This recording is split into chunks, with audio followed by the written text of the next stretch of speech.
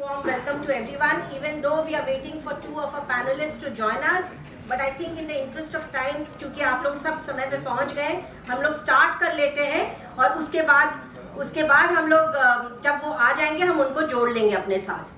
So आज का जो दोपहर है या दास्तान है, ये एक स्टोरी टेलिंग दास्तान है. ये कहानी है जो कि क्योर ने करीब 3 साल पहले स्टार्ट किया था. I will speak in both English and Hindi and I hope it's okay. So we started this work around 3 years back and it was part of a support that was called Water Hub project in which we had IIT Delhi and SPA Delhi also as co-partners. So what you will see आज का जो दास्तान है, कहानी कहने का जो हमारा आज का दोपहर है, उसमें हम लोग करीब 3-4 चीज़ें देखेंगे और सब कुछ उस बारापुल्ला के ऊपर है जिसके ऊपर के हम लोग आज बातचीत करेंगे. तो ये दास्तान है. Barapulla will bring together many strands of the journey. It has an exhibition. बाहर एक एग्जीबिशन लगा हुआ है, उसको प्लीज़ ज़रूर देखिएगा. वो कुछ 2-3 जो हमारे इंटरेस्टिंग इनोवेशंस हुए थे कि बारापुल्ला को किस तरह से साफ़ किया जाए. आजकल यमुना क्लीनिंग के ऊपर जो एम्फोसिस है उस पर हम लोग किस तरह से इस छोटी सी प्रक्रिया को जोड़ सकते हैं, उसका एक एग्जीबिशन है. There will be a conversation. We are not calling it a panel. ये एक बातचीत, एक संवाद रहेगा कि हम किस तरह से दिल्ली के जो पानी के वाटर बॉडीज़ हैं, यमुना है, बारापुल्ला है, जिसके ऊपर हम लोग इतनी बातचीत करते हैं, हम उसको किस तरह से रिवाइव कर पाएँ. एक छोटा सा नुक्कड़ नाटक है जो हमारे नन्हे साथी जो हैं हमारे कम्युनिटीज़ में, वो लोग ने आज बहुत खुशी से तैयार किया. I hope you will stay on for that and we will end with the dastangoi performance from the दास्तान गोई कलेक्टिव. तो ये जो दास्तान गोई परफॉर्मेंस है वो भी कहानी होगी about Yamuna, the history of Barapulla and part of Cure's work. So through these conversations and creative expressions, we hope to largely reflect on a larger question that how can cities like Delhi, and we are increasingly seeing these cities coming up, we are increasingly reading about cities not being able to manage the urban water bodies, the entire issue about water pollution, toxicity and all of that. How do we start restoring this? And to not just look at infrastructure, but to look at it from the lens of inclusion, participation and care for fellow citizens. So with that, let me begin with this afternoon. बहुत बहुत शुक्रिया आप लोग सब आए हैं. हम लोग बिगिन करेंगे एक छोटी सी फिल्म के साथ जो कि एक सेवा कैंप हमारा एक सेटलमेंट है जहाँ पर हमने एक इंटरसेप्टर सीवर का एक डी इंजीनियरिंग सोल्यूशन किया था. तो उसके बारे में है. स्टार्ट करने से पहले थोड़ा सा क्योर के बारे में, मेरे ख्याल से आप लोग सब साथी हैं क्योर के, सब जानते हैं, बट क्योर एक स्वयंसेवी संस्था है. We are an NGO based in Delhi, but we have a communitarian humanitarian approach, and we work primarily around water sanitation, livelihoods, community engagement, but all through a participatory process, working towards making the lives of people who are kind of on the peripheries of development a little better. So with that, let me request my colleague Sunil to start playing the film, which is about 5 minutes long, not too long, but it will just give you a glimpse of the work that we're doing. Thank you so much. 105 घरों के बस से बहुत गंदगी रहती थी और smell आती थी इधर से. जैसे आप खड़े हुए हैं यहाँ पे, ऐसे नहीं खड़े हो सकते थे पहले. नाला ऐसा था कि परेशान रहते थे हम लोग. बीमारी इतनी होती थी मैडम, पूछो. मक्खी मच्छर, उससे हमारे डेंगू वगैरह और मलेरिया भी बहुत होता है यहाँ पे. गंदगी तो है ये. वो 80-85 लेटरिन की नाले में आता था, सीवर लाइन नहीं थी. कोई लैट्रिन भी करता था तो भी सामने से पाइप जा रहा था. 90% जो घर थे जिनका टॉयलेट जिनके घरों पर था, लेकिन उनके पास अपने पास कोई भी सेप्टिक टैंक या सस्पिट नहीं था जिसमें वो पानी अपने सेप्टेज को डंप करे. वो डायरेक्टली जो है वो नाले में गिरा रहे थे. और वो नाला जो था वो स्टॉर्म वाटर ड्रेन था जो कि बारापुल्ला में जाकर के मिल रहा है और बारापुल्ला फाइनली यमुना में मिल रहा था. और पूरा नाले की तरफ से जमुना जी भी गंदी हो रही है. इस पानी को हम फिल्टर होकर वापस हम इसी को पी रहे हैं. मीटिंग करी प्रधान जी के साथ, अन्य लोगों के साथ, सभी को बुलाया, तो उसमें निकल के आया कि ये तो बहुत अच्छी बात है. अगर हमारे नाले के पाइप अंडरग्राउंड हो जाते तो इससे अच्छा और क्या होगा. Interceptor sewers offer a cost-effective and practical solution for improving sanitation in slums where space is limited and conventional sewer systems are often unfeasible. Their flexible design allows for shallow trenches and smaller diameter pipes, making them easier and cheaper to install. हमने जो है ईंटों की पूरी यहाँ से वहाँ तक ड्रेन बनाई, फिर उसको हमने लाल पत्थर से कवर करी तो उसके बाद भी हमने उसके ऊपर 2 से 3 इंची रोड़ी बदरपुर का भी, ताकि सिल्ली वगैरह शायद बाहर का पानी आता है तो निकल के, यानी नाले को वो पक्का करा। और प्लस में चैम्बर सफाई के लिए हमने जगह जगह बनाए, और लोगों के घरों का टॉयलेट का पानी उनसे पूछ के उसको हमने अपनी लैंड से कनेक्ट करा। तो हम लोगों ने उसमें कुछ और चीज़ों को इनकॉर्पोरेट किया, जिसमें ये था कि हम बायोडाइजेस्टर के साथ जोड़ते हैं। बायोडाइजेस्टर का ये काम होता है कि जैसे मल आया टॉयलेट का, और बैक्टीरिया क्या करती है, उसको खा जाती है, पूरा डाइजेस्ट कर जाती है, तो उसमें क्या होता है कि वो फिल्टर हो जाता है, और फिल्टर फॉर्म में वो पानी निकलता है। तो वो पानी एज कम्पेयर टू जो पहले निकल रहा था गंदा, वो साफ होकर के निकलता है। We have also implemented a reed bed which helps clean water through natural filtration and improves overall water quality when placed in drains. यहाँ पे हम रीड बेड तैयार करेंगे। रीड बेड के अंदर हम प्लांट लगाएंगे, और जो रीड बेड होंगे वो हम नाले के अंदर डाल देंगे। प्लांटों की जब जड़ें डूब जाएंगी नाले के अंदर पानी में, जड़ें काफ़ी हद तक ये पानी को गंदा होने से बचाएंगी। सेवा camp, we had a community that was homogeneous, ready to work with us. बस्ती अच्छा चाहेगी तो सहयोग करेगी। जी, बस्ती वालों की वही आगे निकल के आए। ये तो जैसे छोटी बस्ती है तो वैसे लोग भी यहाँ पर निकल के आए। As Seva Camp shows, hardware is important, but people are critical. Residents of the slum collected money for the upkeep of Interceptor Sewer, which besides ensuring sustainability, is also helping in reducing city infrastructure maintenance costs.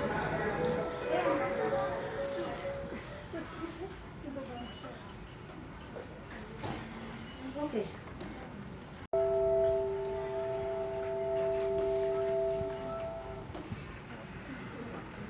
Can we have some lights, please? करीब 1.5 साल लगे थे, so you will see it in the exhibition also. So what looks like a very simple exercise actually takes a lot of work. And ये जो संवाद अभी जो हम करने वाले हैं, हम इसी पे करने वाले हैं कि how important it is to look at people and why people need to be co-creators of a design, but also the challenges along with it. So with that, we were hoping that Ms. D. Thara could have joined us for this. She had confirmed till the last minute, but अभी उनका urgently एक meeting आ गया है, so she's unable to join us for this. So हम लोग अपना संवाद से शुरू करेंगे. So can I welcome all the panelists on stage? We are still waiting for one more, but Dr. Khosla, Suchasmita, Gosai sir, Jagan, Tara.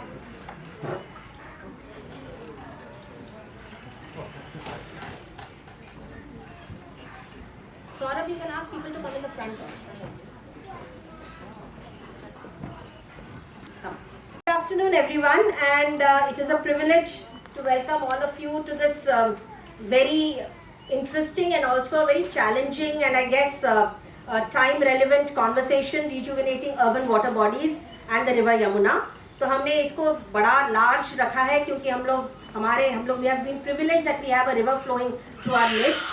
And also छोटे छोटे जो रिवर यमुना के साथ मिलते हैं वो ट्रिब्यूटरीज भी हम दिल्ली वालों के पास है, तो इसके लिए ये जो संवाद है ये इसके बारे में होगी.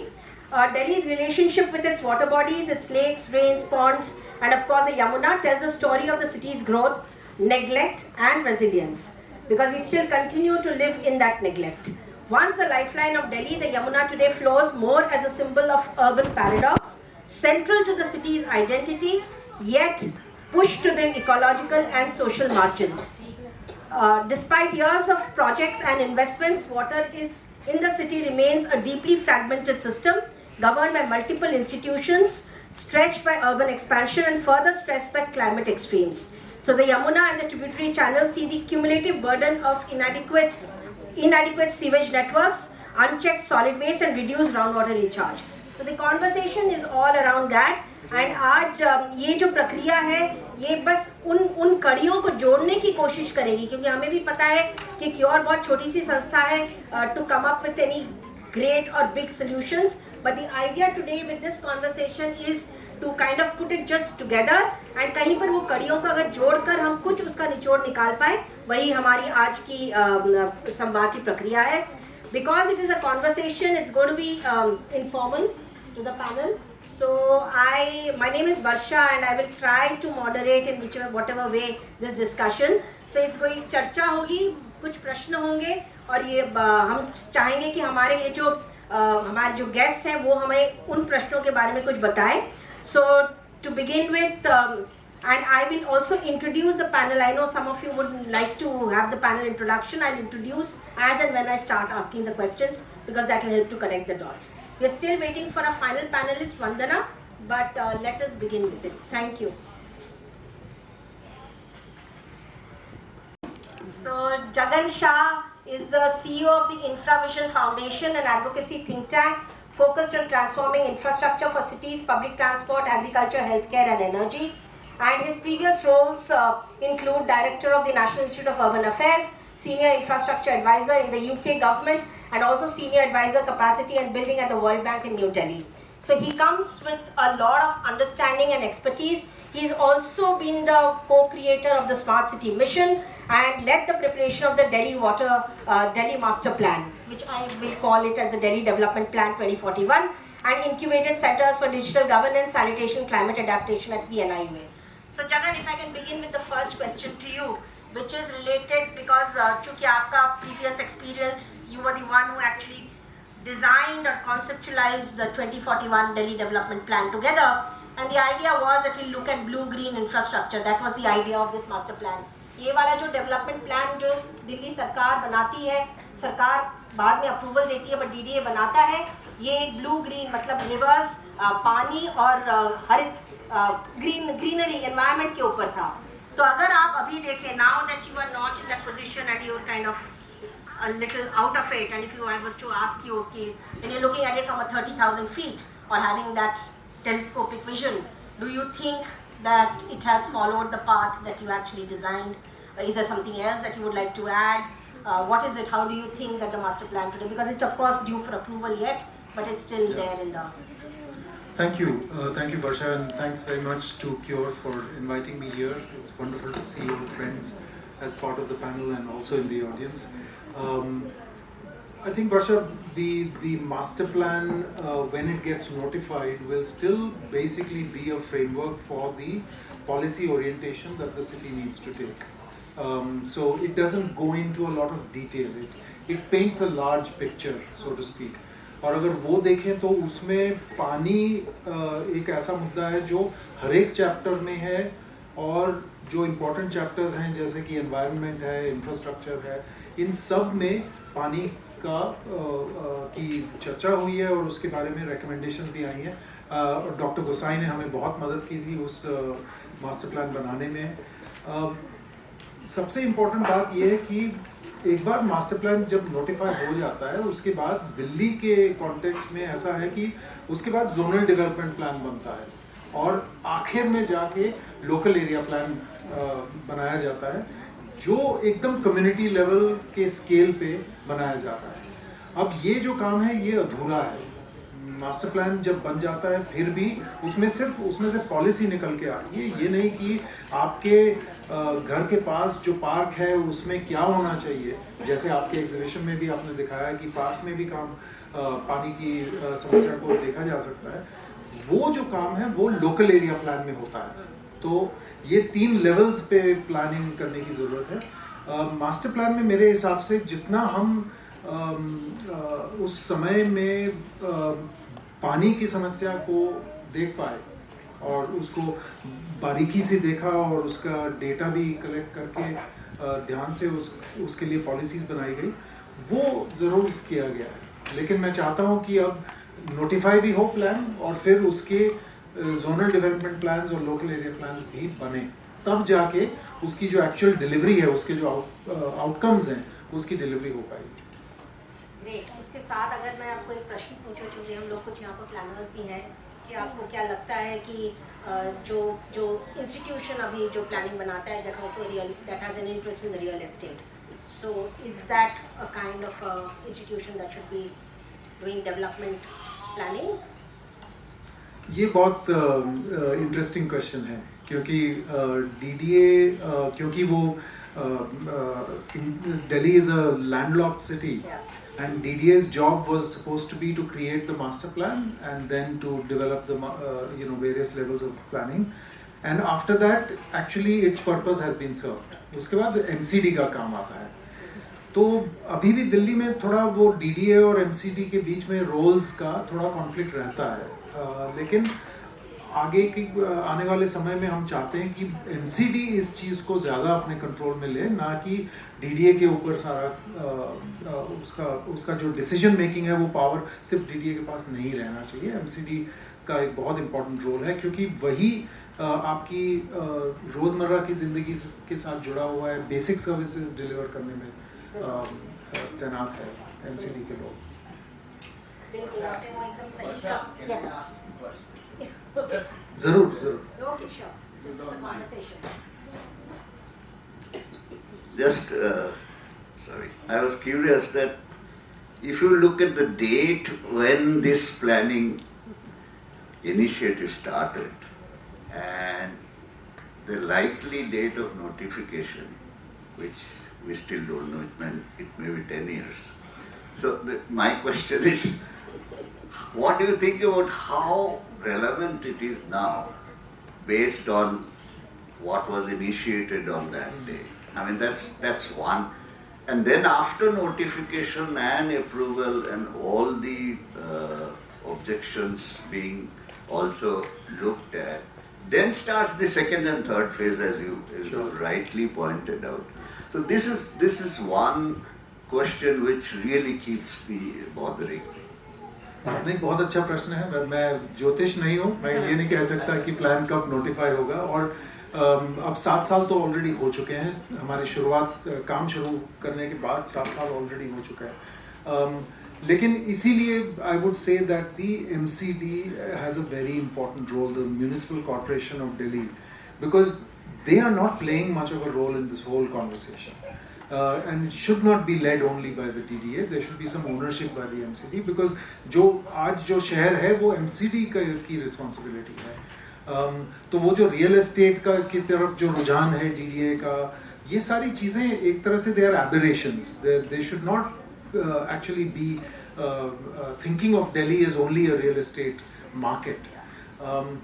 One important thing that the master plan has done is to bring in the language of different types of areas. So there are 5 types of areas identified. There is a green zone, there is the green development area, there is a renewal area, there is the land pooling zone, which is green field. All of these different zones, they have to be thought about now, in a different way than what we used to do earlier.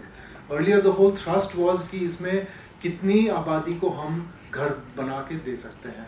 That was the main thrust, to accommodate the population. Today, that accommodation of the population is not the key thing. How do we improve the quality of life of the population? Because it's a landlocked situation. But I think it's a great question, and of course needs much more debate. Thanks. Thank you so much. I think that started the conversation very well. So, ma'am, Jagan ने जैसे कहा कि it is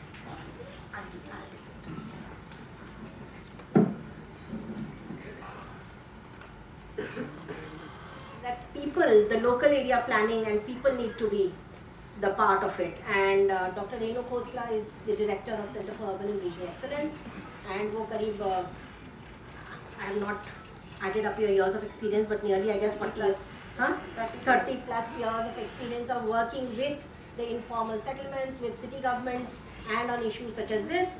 And she's worked extensively on socio-economic poverty, equity, access to the and services to the poor.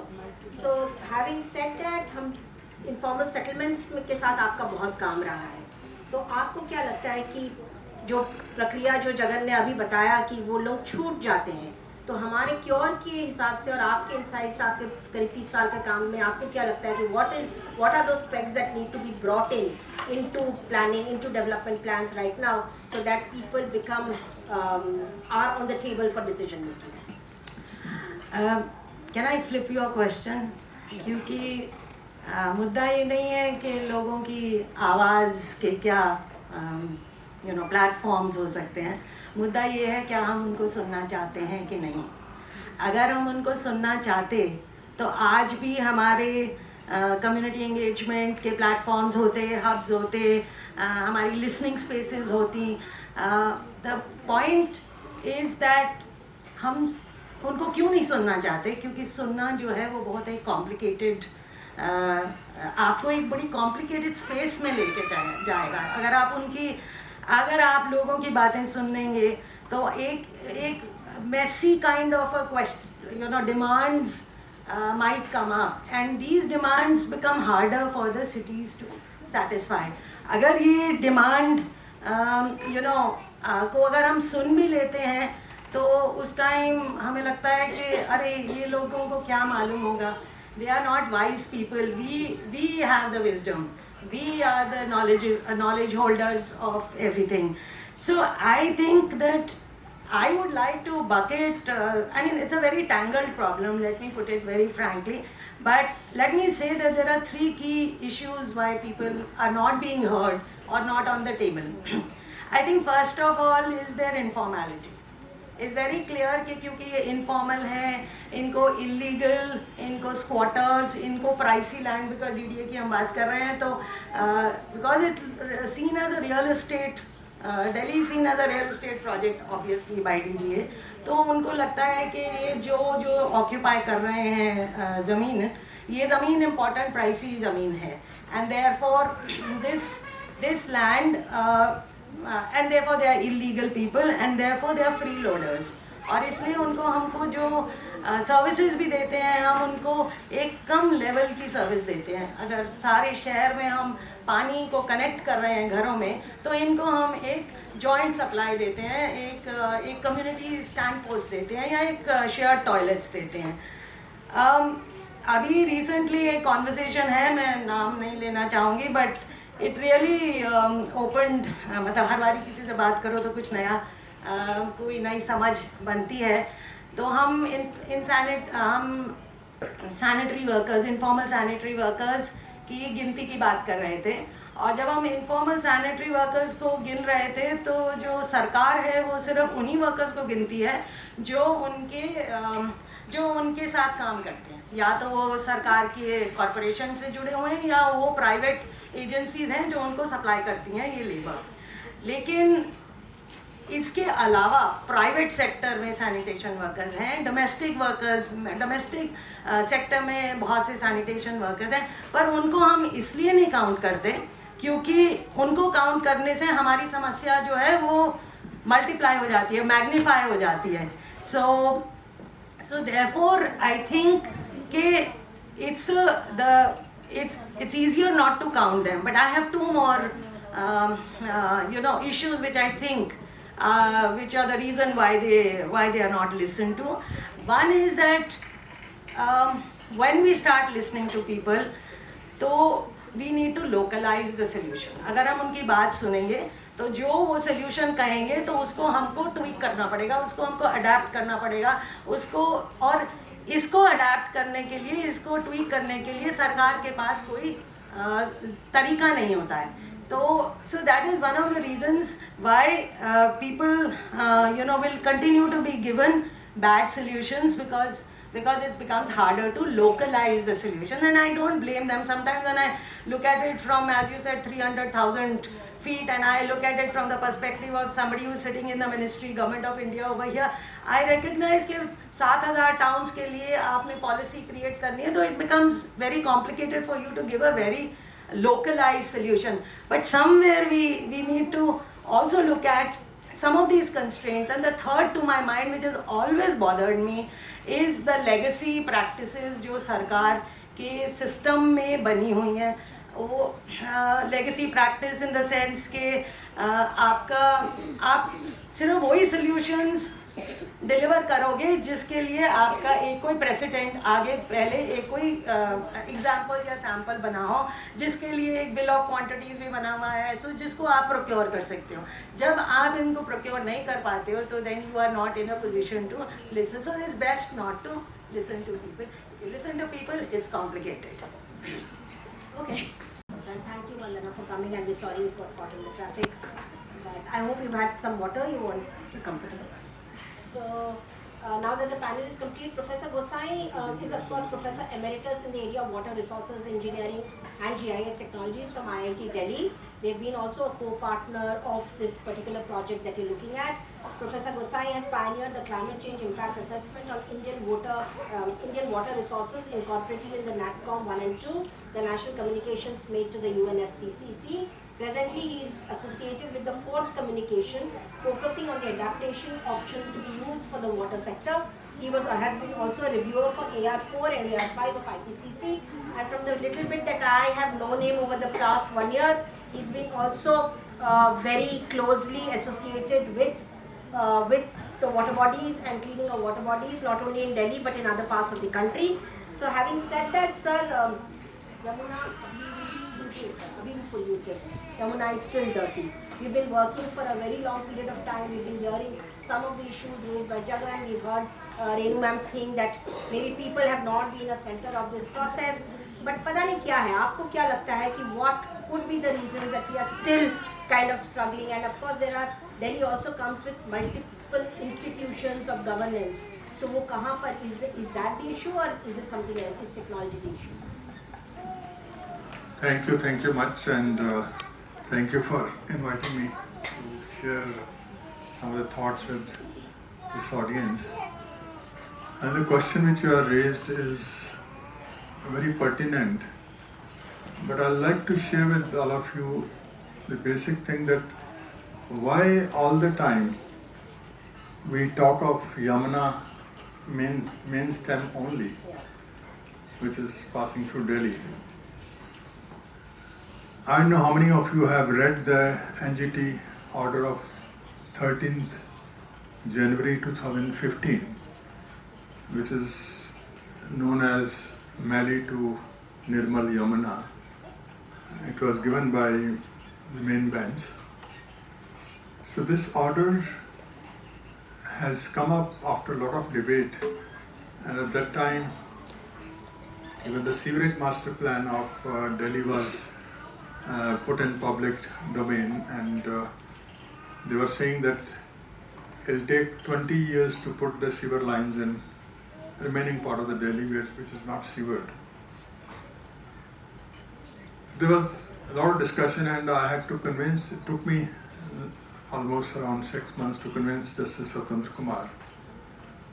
He was also of the opinion that why can't we take intercept all the drains which are falling into Yamuna, take them outside the city and have a big treatment plant, and that will take care of issue of Yamuna.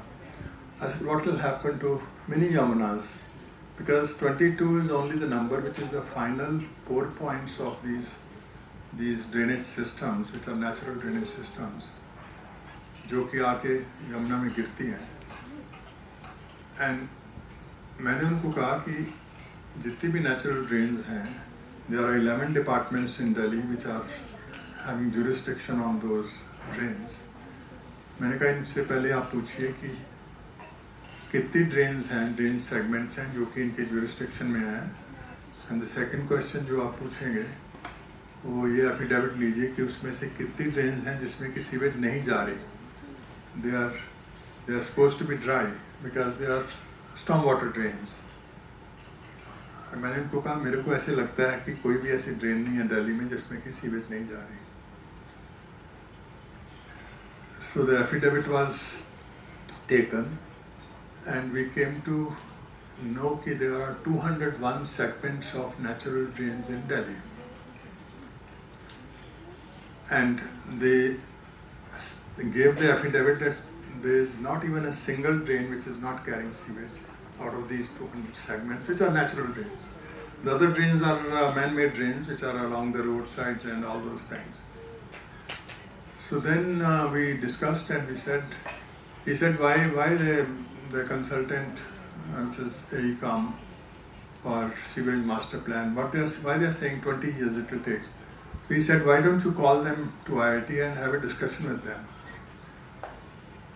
I called those people and we had discussion.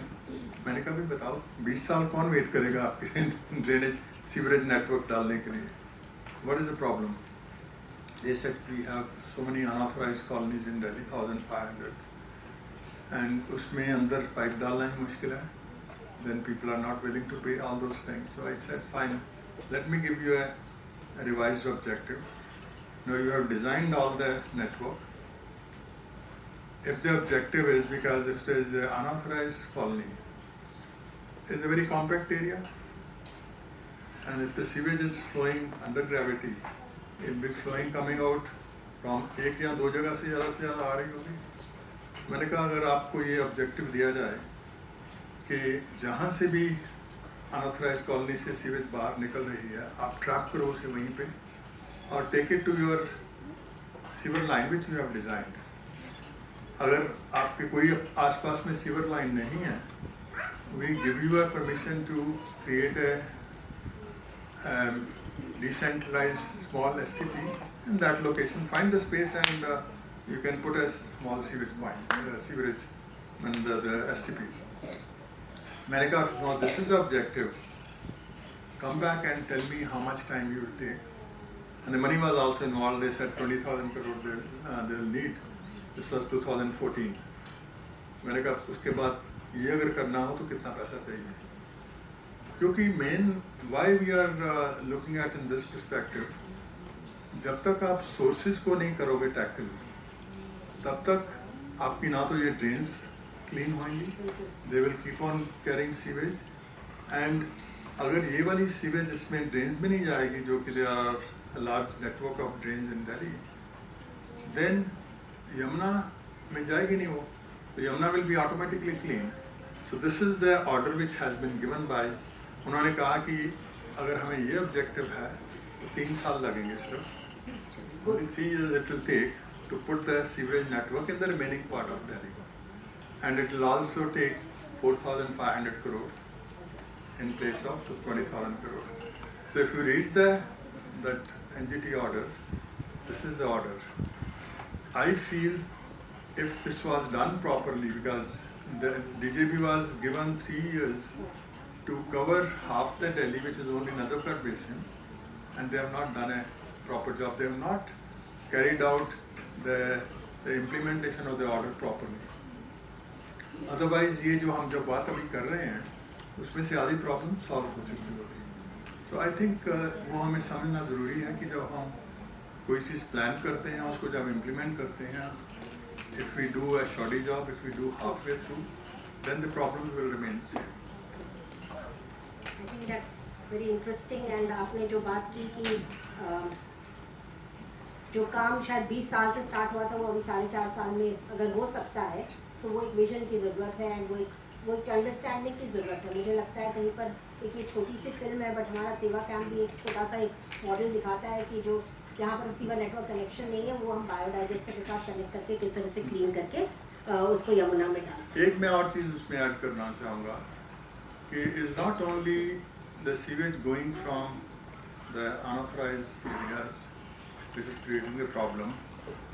Since I have done the drainage master plan of Delhi, we also found out that there are around 300 locations where the sewer was punctured by DJB because the clogging has happened, and then after the sewer was punctured, that puncture was done at a location which was on the natural drain, and most of those punctured sewers are still not rectified, they are not still repaired. So if that is the kind, and that is where I feel when we are engaging the communities, if you really want to do some service to the city, they should be engaged in pointing out which are the sources of pollution, and if those are plugged. And this is one thing which has been shown by you people in collaboration with us, that how it can be handled at this scale. But if we can identify more of these locations and put pressure on the implementer, which is DJB, I think a lot of problems can be solved. That's what I feel, that is not something which is not doable. But I don't believe in taking care of the pollution just before it enters the Yamuna. It's not going to happen in any effort and any number of years you can keep on spending. True. Thank you, sir. So with that, Vandana, even though you've joined in late, I hope you're, because it kind of leads to your question. And Vandana is a development sector leader and policy advisor with extensive experience across water, sanitation and skill development domains. She has held leadership roles at the NSDC as Chief Program Officer and at the World Bank, where she led water and sanitation projects for nearly a decade. More recently, she has been part of the founding team as president of a foundation called Udayati Foundation, working on women's economic empowerment. She also serves on boards of IIM Jammu, etc. So I heard Professor Gosai alluding towards larger issues of governance and accountability. And since you come from that domain, Vandana, what do you think? Because urban water management in Delhi, we've seen, is a challenge, it is in a crisis. So at this moment of time, do you think it's multiple agencies working in Delhi? Do you think it's governance mechanisms which need to be strengthened? What is it, from your perspective, do you feel that should be done in this scenario? So firstly, thank you so much, and my apologies for arriving late, entirely beyond my control. But it's a pleasure to be here, but also it's a sober reminder of the gravity of what we are looking at. And Professor Gosai has very clearly brought out the scale of the challenge. I kind of almost look at the state of our urban water bodies as a reflection of the state of our institutions in the city. We have a situation where Delhi, of course, is unique amongst the mega cities for the kind of complex institutional arrangements we have. And while it is a privileged city being located close to the national government with adequate resources often ready to be dispersed, but the institutional agencies that we have are uniquely right now unable to deliver on the accountability that is expected from them. I think the issues are, of course, well understood by many of us here. There are silos, there isn't clear understanding of who's responsible for what. More importantly, there isn't adequate, I think, pressure of accountability mechanisms on them to deliver on whatever they are expected to deliver. I think what really needs to be done is to have a clear and sharper clarity on what roles and deliverables are expected from each agency, and also the dependencies of decisions, one linked to the other. Many a times we've seen that decisions that are delayed because of one agency or another agency not providing their inputs or completing their processes. So almost like a blockchain accountability is needed. Now who and how that will be delivered is the big question. I think also one needs to probably remember or emphasize that in this whole crowded space of institutions, there are one or two nodal agencies which are responsible for water and wastewater in Delhi, and that is primarily Delhi Jal Board, as also alluded. So I don't think we should take our eye away from the fact that DJB is the nodal agency, and whatever inputs are needed for it to deliver on its accountability from other agencies need to be very clearly structured and specified so that there is that sharper accountability. I think there are three broad pillars when we look at any of this institutional accountability issue challenge. One is, of course, having clarity of what the goals, metrics are for each of these agencies. Those can be laid out in various kinds of documents. But the second piece, which is the more challenging one, is to have reformed implementing agencies. When we're looking at the DJB, I think what we're looking at is an agency which needs significant reform in terms of having accountability mechanisms which are strengthened. The second being capability, which is currently lacking in many of its domains. And third, which is crucial, I feel, and missing sorely, is an empowered and engaged leadership. It doesn't help that we have this very important utility has had 4 to 5 CEOs in as many years. I'm not sure how anywhere in the world you can expect such a complex function to be delivered when you have such transient leadership, which is also disengaged. So I would call it, for being a little glib over here, the ACE, which is accountability, capability, and empowered engage leadership. And I think if you look at, the other utilities like the Delhi Metro, which works in an equally complex environment like ours, which is Delhi, has a very, very complex agenda needing coordination across multiple departments. How are they doing it? So having a strong and accountable nodal agency, I think, can also extract better accountability from these other supporting agencies. So that leads, in a sense, the charge on the deliverable and demands and extracts that accountability from others. And the third, of course, is very strong and sustained oversight. Given the scale of our challenge in Delhi and the need for urgent action, the term urgent has been used for decades now. That's the irony here. We keep calling it urgent, but somehow decades pass by. But clearly this needs a very high level of oversight. I presume in a Delhi context, an LG office would have to play that role. In most other contexts which are more evolved, there are regulatory bodies, independent regulatory bodies, which play that role. But given the complex institutional structure and the nature of our utility, I presume that would be something that can be considered a little further down the road. But for now, a high-level sustained task leadership, which brings these agencies together and asks and reports on what their deliverables are, is what's important. I just want to end with the fact that somehow I think in our country we've see these things as very broad, hazy, generic asks, institutional reform and accountability. We think we can hack our way through with technology, digitalization, and all the new buzzwords.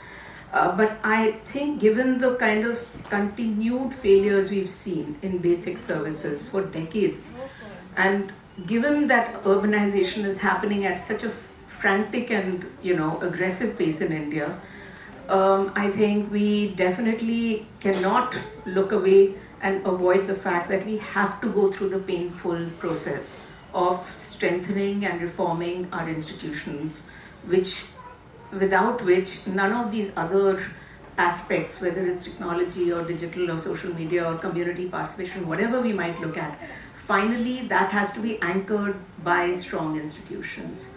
So that, I think, is something we cannot get away from, and I like to kind of end with that. Thank you so much, Vandana. And with that, can I give the mic to Tara? He's the one who's holding the purse strings. Tara, on this note that Vandana has shared, and let me go to the question later, but Tara joins us as the head of corporate social responsibility at Oak North.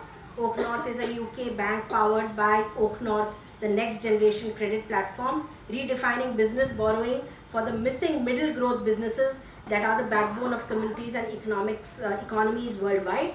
Previously, Tara has served as head CSR India region at Moody's, and he's also advised Moody's on CSR matters. So I think Tara is well equipped to handle this particular question that when Vandana speaks about, and we've all seen कि गुड़गांव अभी पिछले 2 महीने से हाहाकार में था कि urban flooding, जो माइक्रो फ्लडिंग की हम बात करते हैं, उनके स्टॉर्म वाटर ड्रेन सब फिल्ड थे, solid waste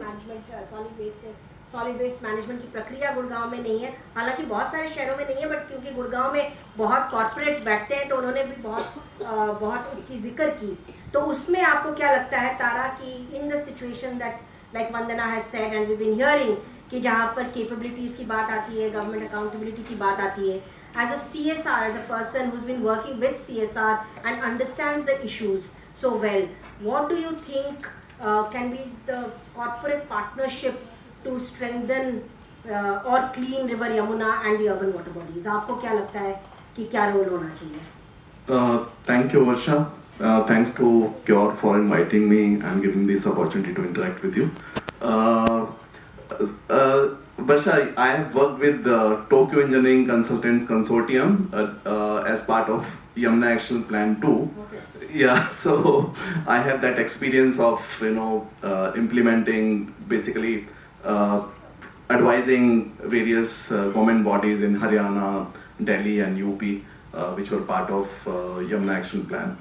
So as part of what I believe that it requires huge amount of financial resources and then also technical expertise.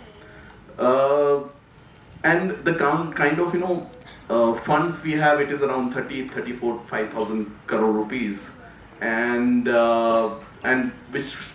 most of its portion is going to education and health, and very rarely people think of addressing such issues which requires huge amount of funds to contribute to such kind of issues. And that is because they believe that if we are funding a program with a budget of around 60 lakh or 1 CR, then we are addressing that particular issue in a particular with a limited targeted group. Similarly, if we want to definitely there are these days every company wants to contribute to environment and climate change. I think most of the companies have one thematic area which is related to environment and climate change. Definitely they would be eager and willing to support this issue, but the only thing is that the funds are not that the quantum of funds is not that great. Maximum a corporate house like SDFC, whose CSR budget is I think the maximum around 1,000 crores, they will be able to contribute around 5 CR or 6 CR, because they work pan India and they have presence in all the districts. So similarly, a corporate house like us, which has a very minimum budget for India, I mean a small budget for India, I mean it would be difficult for us to devote all our budget for this cause. So I think the problem is huge. This can only be addressed when we come together. So if the corporates come together, as there are a lot of industry bodies like FICCI or PSG Chamber of Commerce or CII or NASSCOM. If we are the kind of the success model you have showcased, if we are able to showcase that model, the success models which we have created or other organizations have created, we are able to showcase that to these consortiums where the CEOs are part of such discussions or board of directors are part of discussions, then I think they would be more aware and they would be in a position to take a call that if they would like to fund such kind of initiatives. So definitely, I mean, apart from funds, you require the technical know-how as well. So there are corporates having expertise. I was the Tokyo Engineering Consultants. They were into water and wastewater, consulting. So they can, something. I mean, organizations similar to them, they can provide technical assistance. And then I think. Yeah, so that's what I would like to say. So thank you so much, Tara. I think what you've also shown is a glimmer of hope that may possibly in the future, when all these dots are connected, then possibly CSR would be a strong partner. So having said that, Suchismita, the last but not the least, but very important, let me just introduce her and then I'll come to her question. ये climate change, चूँकि तारा ने भी allude किया climate change के बारे में, जलवायु परिवर्तन के बारे में, जो कि अभी हमारा एक reality है. तो सुचिस्मिता एक environment and climate change professional है with progressive and diversified experiences in research, quality advocacy, knowledge management, multi-stakeholder engagement. She has managed and led projects and programs on national, subnational environment policy, international climate negotiations, clean energy access, and a lot of other sectors, including resource management and rural development. She right now is the lead specialist advocacy, very important portfolio, and the right person over here, I guess, at the CDRI, which is actually a coalition for disaster resilient infrastructure. So she engages in international policy advocacy programs to mainstream climate and disaster resilient infrastructure into development plan.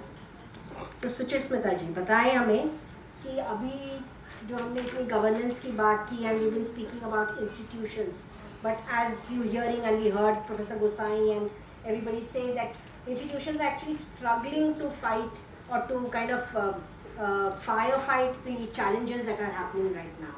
So in that event and with climate change as something which is right there, which is kind of, we need to respond to it.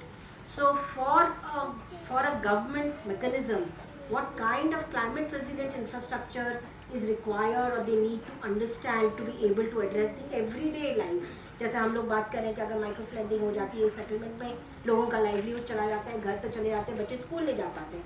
So that everyday resilience, and how does climate resilient infrastructure become a part of this, of the visioning of the government?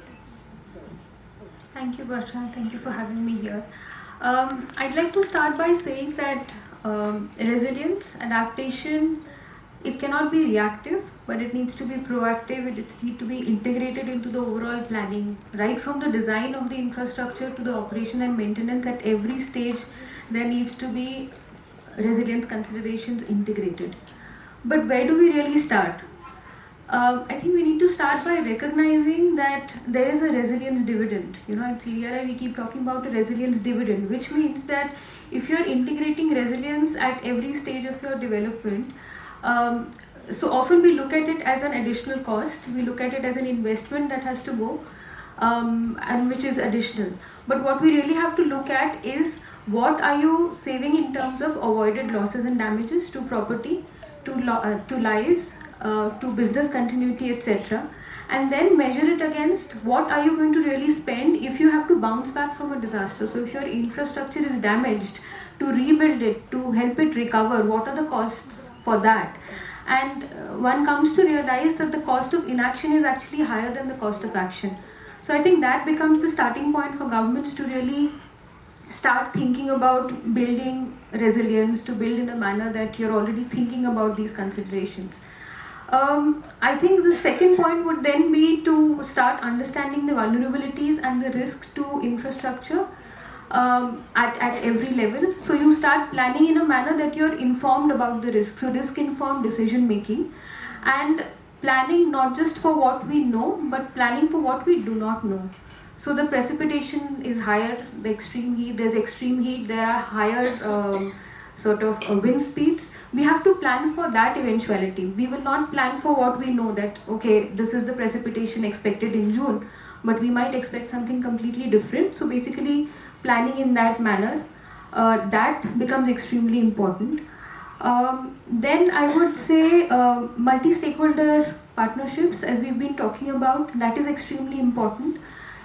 Sir was talking about, just before we started the session, Sir said it's important to take the research to practice, which is extremely important. Sir was talking about digital twins and how we are now beginning to work with it. There are examples from across the globe and where it has already been implemented.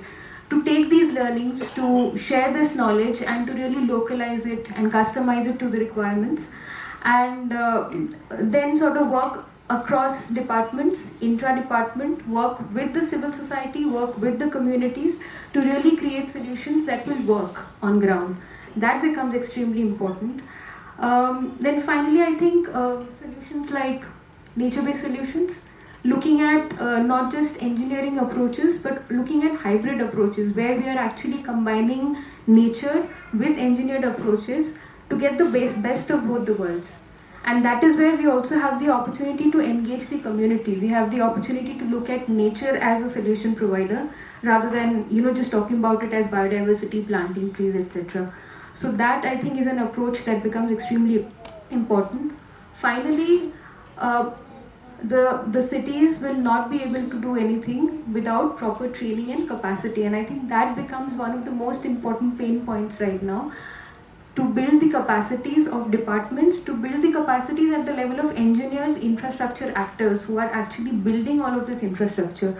So that, and also at the level of future engineers who are going to come. So you build a cadre of future professionals who understand the importance of resilience. So when they are coming into the workforce, they come with the understanding that when I plan something, when I plan an infrastructure or with that. Okay. So thank you so much, and much as we would like to continue this discussion, but I think we're running short of time. So are there any last positive, because we can't be ending on a pessimistic note, so what is that optimism that we have? No, I just wanted to add to what Mr. Tarachan said about different corporates coming together. I think one big issue is how to finance. CSR is one avenue of it, but there's also the possibility of creating funds, and those funds can have infusion of money from the state as well as the private sector. And why this is important is that at the end of the day, everything we are talking about right now is micro scale infrastructure, and as Tarachan specifically mentioned, that this micro scale may not be attractive to one single entity. In fact, even the government doesn't find it attractive, right? Because like Dr. Gosai said, they prefer the bigger plans. So we need to find that mechanism, because actually if you use money as the initiative, you can attach rules to it, how it is used, you can create standards, you can also proliferate adaptation which is more localized, like Renu was mentioning, that not necessarily following just one size fits all solutions. So I think we need to have a bigger civic debate, in fact, and the grounds for this debate have been created now by the government itself by announcing the Urban Challenge Fund. So it's a huge break from the past, where programs were designed for specific sectors, allocative programs where you just allocated monies for certain kinds of projects, and in some senses you locked yourself into only a specific kind of technology and everything. So the government has opened the floodgates, so to speak, on new thinking about how urban infrastructure of this kind at the micro scale can be funded. So I think we need to have a lot more conversation about that.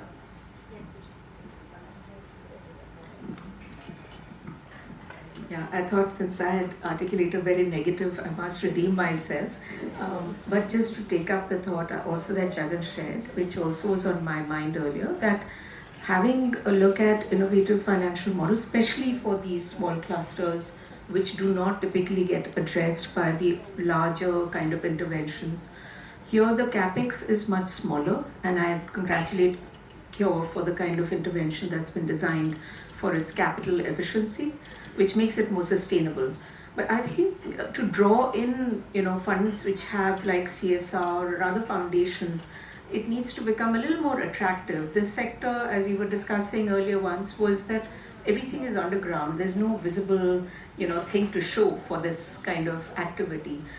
So I'm just drawing back to what happened in rural sanitation a couple of decades ago with the Nirmal Gram Puraskar, and having recognition for small communities that have undertaken interventions to address their wastewater, maybe through a Nirmal Yamuna Swachhta Puraskar of some sort, which then makes it attractive for such money to come in.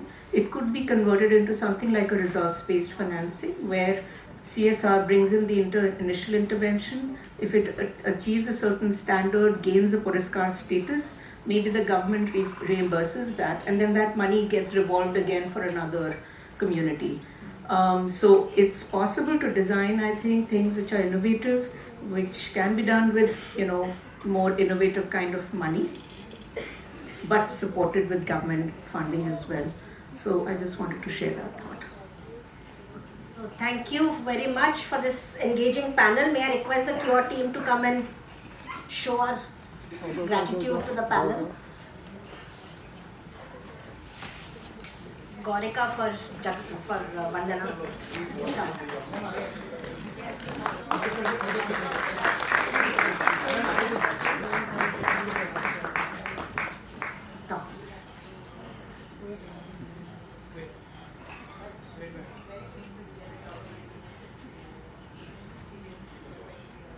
And Mary for Trismita. Maybe side.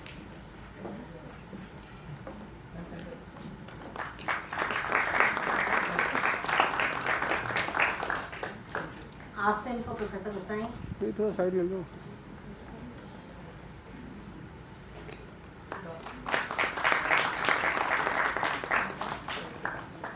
Jitendra for Jagan.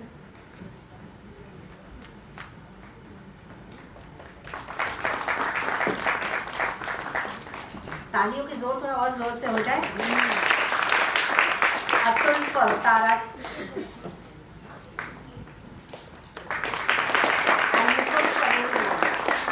Can we just stand here for a group photograph so that, and then the children will be here for the Nukkad Natak. Please stay back.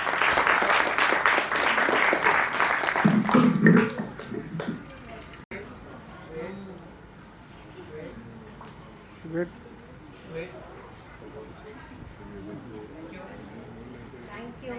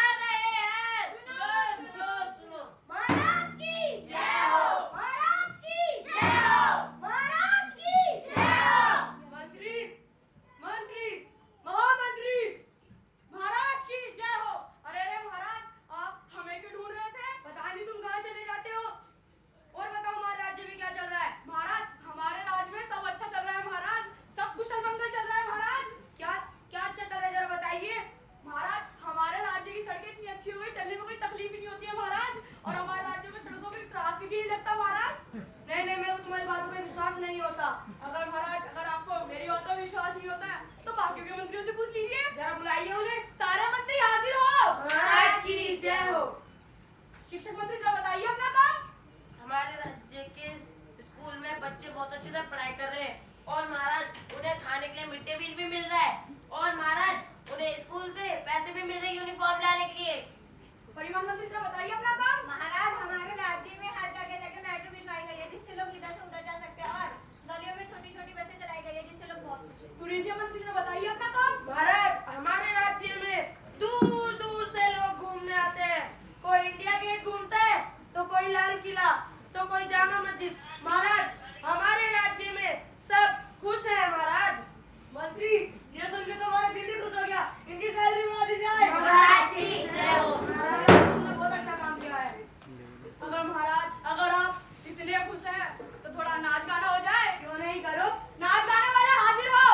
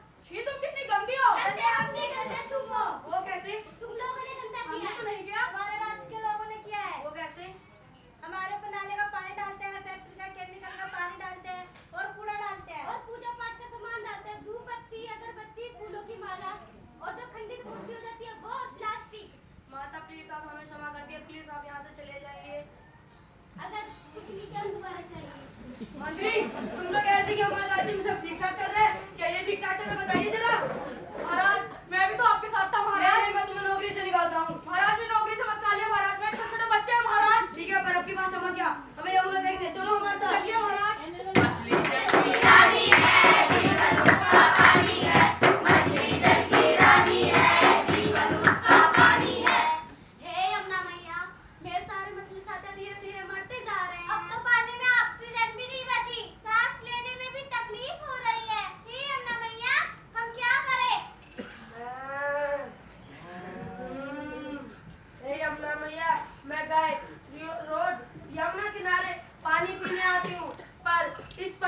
पीकर मैं बीमार पड़ जाती हूँ। अब तो इस पानी में से बदबू भी आने लगी है। अब मैं क्या करूँ ये यमुना मैया? मेरा नाम है बबूला, मुझे देख के हंसना मत। यमुना का पानी पी पी के हो ना काला। अब तो खाने के लिए मछली भी नहीं बची है। उड़ता हूँ तो मेरे पंख चिपकते हैं। जी मंत्री, हमारी यमुना कितनी गंदी है, तुम्हें तो इसका ध्यान रखना चाहिए था। जी महाराज, हमारे राज्य के लोगों ने कितनी यमुना को कितना गंदा कर दिया। चले जरा हम भी तो देखें, चलिए हमारे साथ। चलिए महाराज। अरे देखो कितना सारा काम पड़े, बर्तन भी धोना है और झाड़ू भी लगाना है और कपड़े भी धोना है। जरा बच्चों क्यों, एक कप चाय ले आना। हाँ ला रही हूँ। ये लो जी चाय। और बच्चों को भी उठा दो। हाँ उठा रही हूँ। और छोटे बच्चे स्कूल के लिए तैयार हो जाओ। मेरा टिफिन ला दो, मेरे को लेट हो रहा है। हाँ ला रही हूँ। ये लो अपना टिफिन। चलो मैं चलता हूँ। रुको रुको, वो कल हवन का पूजा का सामान था ना, बीच में यमुना नदी पड़ेगी, इसमें डाल देना। ठीक है मैं चलता हूँ। अपना सामान भी पर छोटे से जाती है। अब पूजा लगा दो। कूड़ा दे दो कूड़ा। अरे चिट्टू को पापा कूड़ा निकाल दो। अरे बहन जी कूड़ा दे दो। अरे बहन जी कूड़ा दे दो। कूड़ा गाड़ी वाला आया घर से कचरा निकाल। गाड़ी वाला आया घर से कचरा निकाल। अरे भैया ऊपर से कूड़ा दे रही, कैच कर लेना। अरे नीचे आके दे दो। नहीं नहीं भैया ऊपर से दे रही, कैच कर अरे लेना। नीचे आके दे दो। ये लो भैया। अरे कैसे करना नहीं आता? देखो कैसे कैसे लोग ऊपर से ही कूड़ा फेंक देते हैं। इनको देख के ना गाना याद आता है। कचरा मोहल्ले वाला गलियों में ऐसा डाला। कचरा मोहल्ले वाला गलियों में ऐसा डाला। बदबू ने ले ली मेरी जान। क्या करे इसका आयरा। देखो पीने का पानी उसमें सीवर की नाली। देखो पीने का पानी उसमें सीवर की नाली। पानी ले ली सबकी जान। क्या करे इसका आयरा। श्री मंत्री, हमारे राज्य की गलियां कितनी गंदी है। तुम तो कहते कि हमारे राज्य की गलियां कितनी सुंदर है। क्या ये सुंदर है? महाराज मैंने हमारी गलियों को गंदा कितना कर दिया महाराज, हमारे राज्य के लोगों ने। इसका कोई उपाय बताओ। महाराज इसका उपाय बहुत सरल है। कूड़े को कूड़ेदान में डालना चाहिए और प्लास्टिक का कम से कम उपयोग करना चाहिए। पर ये समझते क्यों नहीं है, पता नहीं महाराज। और इसका प्लास्टिक का कम से कम उपयोग करें और इस थैले का ज्यादा उपयोग करें। आपको समझ में आया? हाँ। देखो मंत्री, इनको समझ में आ गया है। अब महाराज इन सबको समझ आ गया तो एक गाना हो जाए, क्यों नहीं करो? अरे साहिब जी जी, ओ अरे साहिब जी जी, अरे साहिब जी जी, इस कहानी को घर में बनाना। इस कहानी को घर में बनाना। सोच लेना ये कहानी नहीं ये हकीकत है। ये कहानी नहीं ये हकीकत है। अरे साहिब जी जी, ओ अरे साहिब जी जी, अरे साहिब जी जी। Thank you.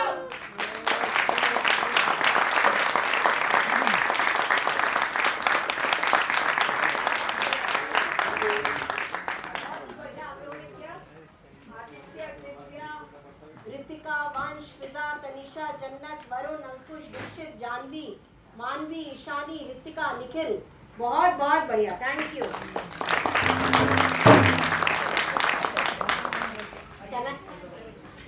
Can I request Tanishka and Saurabh to come and felicitate Amit ji and Irfan ji. कहाँ गए अमित जी, इरफान जी? बहुत कष्ट इन्होंने किया है पिछले एक हफ्ते से। बच्चों के साथ रिहर्सल कर रहे हैं।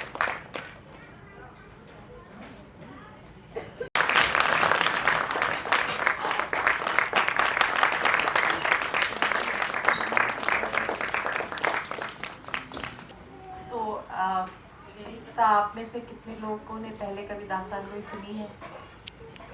कुछ ही लोगों ने सुनी है। तो मैं छोटा सा बता दूं हम लोग के बारे में। तो दास्तान होती है लंबी और लंबी कहानियाँ, यानी कि कैनवस काफ़ी बड़ा होता है दास्तान का। एज अपोज टू किस्सा या कहानी जिसे हम कहते हैं। तो इसलिए अगेन माजरत के साथ दास्तान बाराकुल्ला हम सुना पाएंगे, हम सुना रहे हैं आपको दास्तान यमुना, क्योंकि कैनवस हमें पढ़ा जाए। तो दास्तान का फ़न वही कुछ 15वीं सदी में 14वीं सदी में बाजार लगते थे, जगह दुनिया के सौदागर जगह जगह अलग अलग शहरों में जाते थे। कुछ आवाज़, हेलो, हाँ कुछ ऊपर नीचे हो रही है। तो वो जाते थे वहाँ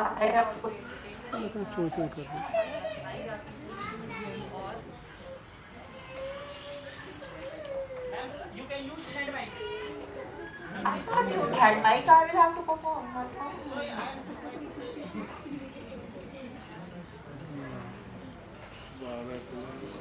ये ठीक करे आप, नहीं तो तब तक मुझे फ्लोर माइक दे दो।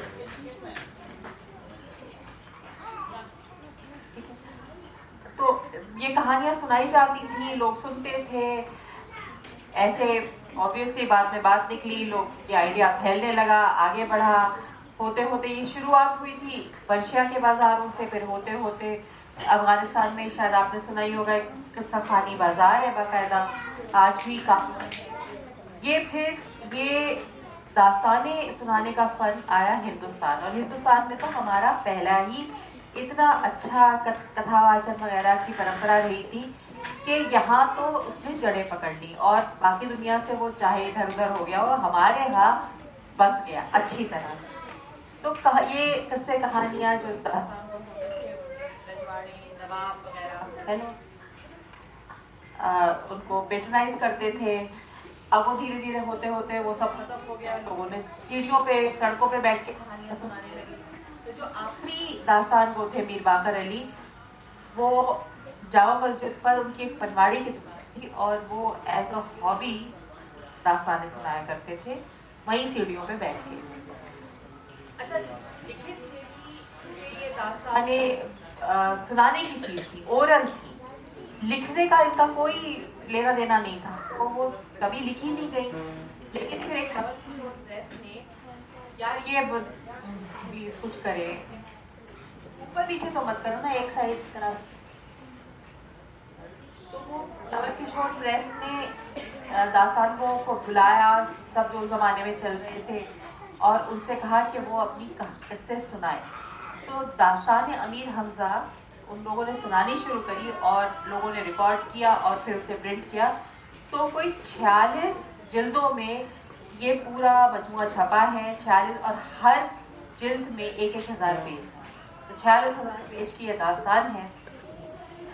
ये दास्तानें फिर अंग्रेज आए, अंग्रेज़ों को लगा कि नहीं ये तो वल्गर चीज़ें हैं, इसमें क्या है, शराब है और ये सब है, तो ये तो शरीफों के पढ़ने की चीज़ नहीं है। तो इसका ज़बरदस्त हुआ। उसके बाद फिर लोगों ने दास्तानें सुनना एक थोड़ी शर्म की बात होने लगी। आप अगर पढ़े लिखे थे तो आप नॉवेल पढ़ते थे, आप शायरी पढ़ते थे, तो ये हो गई, ये साइडलाइन कर दी गई। शम्सुर रहमान फारूकी हमारे एक सबसे बड़े उर्दू राइटर और क्रिटिक थे। उन्होंने ये किताबें पढ़ी, ये 46,000 पेज पढ़े, और उन्हें लगा कि नहीं इसमें बहुत दम है, इसका कुछ किया जा सकता है। और उनके भतीजे ने सोचा कि भाई जो चीज़ परफॉर्म करने के लिए, सुनाने के लिए बनी है, तो उसे लिखने पढ़ने से क्या ही फ़ायदा, उसे सुनाया ही जाए। तो उन्होंने 2005 में पहला मंचन किया, जिसमें उन्होंने पहली दास्तान सुनाई। आज हम उस रिवाइवल का 20वां साल मना रहे हैं, और हम आपके सामने दास्तान यमुना पेश करने की कोशिश करते हैं। अगर मेरी आवाज़ अब ठीक है तो आप हिलाना मत कीजिए, और अगर हिल जाए तो ठीक कर देना। तो हाज़रीन, हम शुरू करते हैं।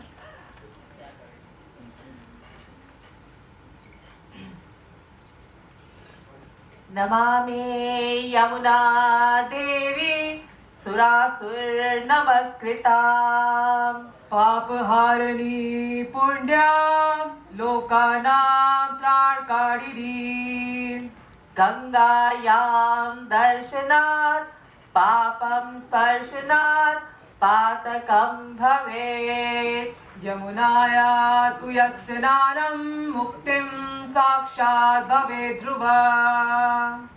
तो हाज़रीन, पेश है दास्ताने यमुना। यमुना के तीर भय शीतल समीर जहां, मधुकर मधुर करत मंद सोर है।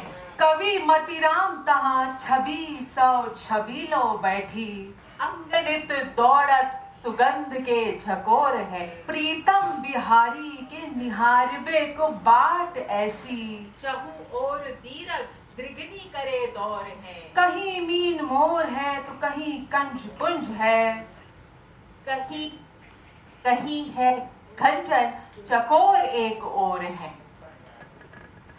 तो हाज़रीन, ये गुलगुना का शान आरिज़े शाहिद बयान इस तरह फरमाते हैं कि गुजरे जमानों में एक नदी थी, साफ शफाफ, जिंदगी से भरपूर, हर कल अपनी धुन में बहती जाती थी।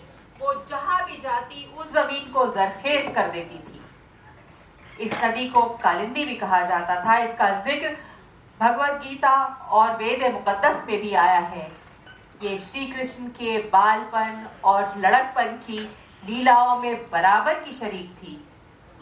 इस नदी को आज हम यमुना के नाम से जानते हैं।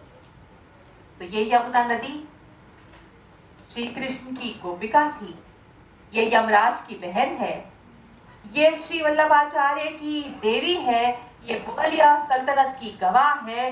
ये वही नदी है जिसके किनारे बैठ के कवियों और संतों ने मोहब्बत और रूहानियत के गीत गाए हैं। ये वही नदी है जिसने हजारों साल से हिंदुस्तान जन्नत निशान का दिल सींचा है। अगर फुर्सत मिले तो पानी की तहरीरों को पढ़ लेना, हर एक दरिया हजारों साल का अफसाना कहता है। तो हाजरीन, बहुत पहले यमुना बंदरपूछ के कालिंदी पर्वत में यमुनोत्री से शुरू होती थी। तब ये त्रिवेणी का हिस्सा नहीं थी, बल्कि घग्गर या हाकरा में जाके मिलती थी। फिर ये दोनों सिंधु में जा समाती थीं। फिर एक अनहोनी हुई, ऐसा जलजला आया कि पृथ्वी ने अंगड़ाई ली और यमुना ने अपना रुख बदल लिया।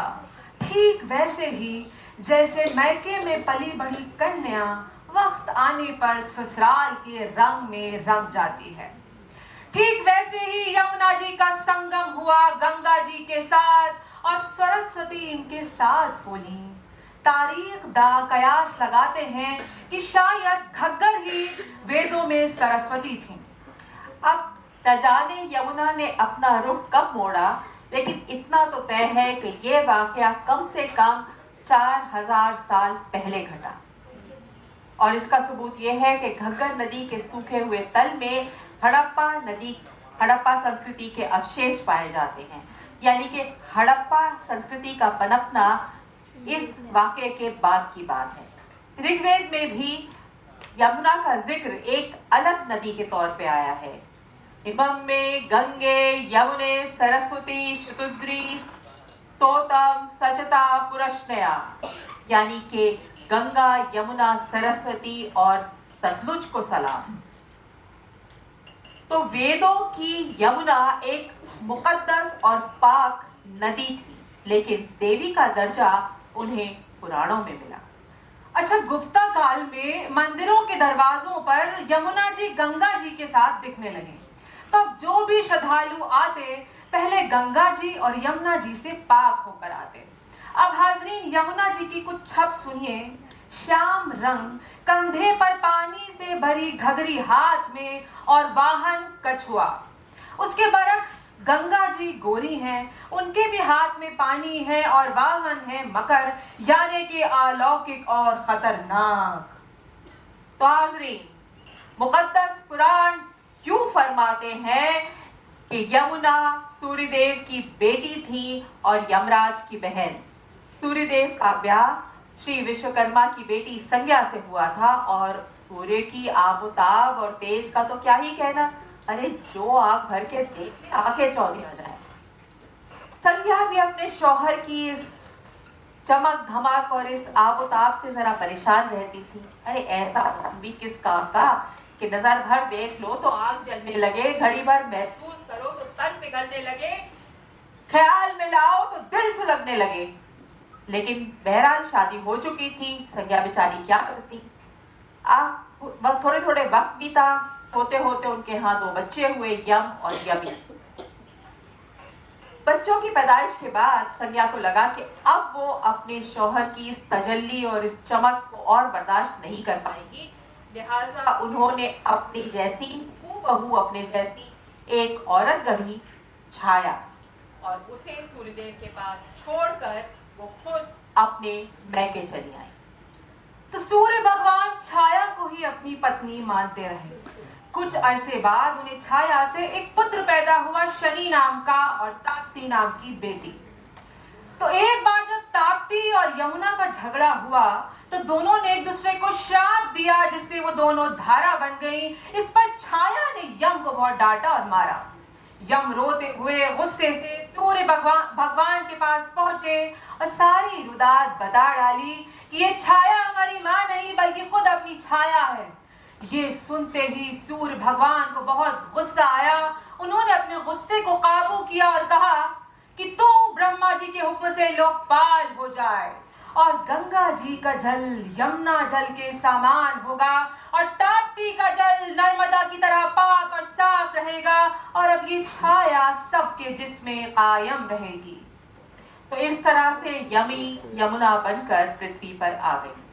अच्छा, यमुना जी के अवतरित होने के पीछे एक और भी किस्सा है। पुष्टमार्गीय मानते हैं कि यमुना देवी को विष्णु जी से प्रेम था, तो उन्हें पाने के लिए उन्होंने सदियों साधना और तपस्या की। आखिरकार विष्णु जी ने उन्हें वरदान दिया और उनसे कहा कि जब वो द्वापर युग में कृष्ण अवतार के रूप में धरती पर आएंगे तो वो यमुना को अपनाएंगे। तो यमुना धरती पर चली आई और उस वक्त के इंतजार में सदियों बहती रही। तो एक तूफानी अंधेरी रात को ये इंतजार खत्म हुआ और कान्हा की आमद हुई।